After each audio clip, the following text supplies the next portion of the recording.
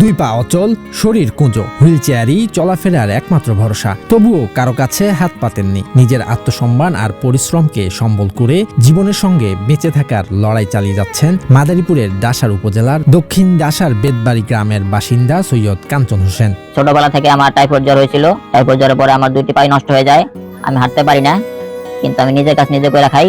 আমি কারো কাছে হাত পাতি না। তো সবাই দোয়া করবেন যেন আমি এই কর্ম করে খেতে পারি। আল্লাহ আমাকে এই কর্ম করার মাধ্যমে রিজিক দেওয়ার ব্যবস্থা করছে। আমি সবার কাছে দোয়া চাই যেন আমি একদিন সফল হতে পারি। ছোটবেলায় টাইফয়েড জ্বরে আক্রান্ত হয়ে দুটি পা অচল হয়ে যায় তার। এরপরও থেমে থাকেননি তিনি। মানুষের সহায়তায় স্ত্রী আসমা বেগমকে সঙ্গে নিয়ে গড়ে তুলেছিলেন ছোট একটি মুদি দোকান। কিন্তু 2023 সালে ভয়াবহ অগ্নিকাণ্ডে সেই দোকানটি পুড়ে গেলে আবারও নেমে আসে দুর্যোগ। আমি ছোট একটা দোকান চালাইতাম, মুদি দোকান। হঠাৎ আমার দোকানটা 2 বছর আগে পুড়ে গেছে। এখন হঠাৎ করে দোকানটা বেচা কিনা হয় না। এই কারণে আমি আরেকটা দোকান করছি, ছোট দোকান করছি। মোটামুটি চালাই, টানাপড়ি লাগে। আমার দুটা মেয়ে, ছোট মেয়েটার বয়স 8 বছর, বড় মেয়ের বয়স 12 বছর। 2 মেয়ের মাদ্রাসায় পড়াই। সবকিছু হারিয়েও হাল ছাড়েননি কাঞ্চন।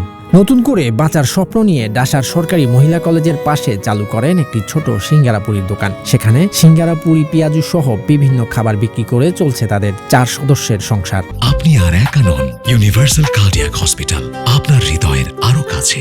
আমার স্বামী ছোটবেলায় 2 বছর বয়সে টাইফয়েড জ্বর হয়েছিল।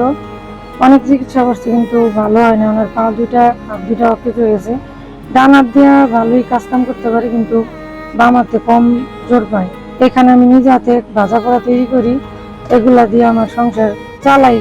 কিন্তু এই যে দোকানে যে আয় হইতেছে, এটা দিয়ে আমার চলতে অনেক কষ্ট হয়।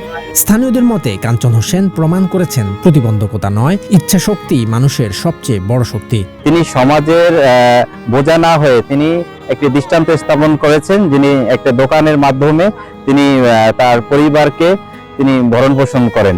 সমাজের বিত্তবানরা তার পাশে যদি একটু এগিয়ে আসে, তাহলে সে একটু স্বাচ্ছন্দ্যভাবে বাঁচতে পারত।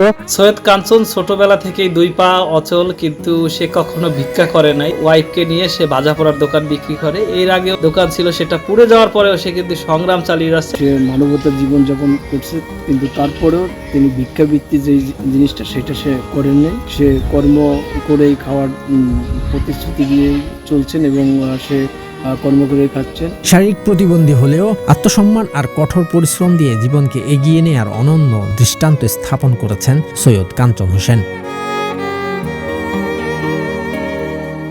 শরীয়তুল্লাহ, বৈশাখী সংবাদ।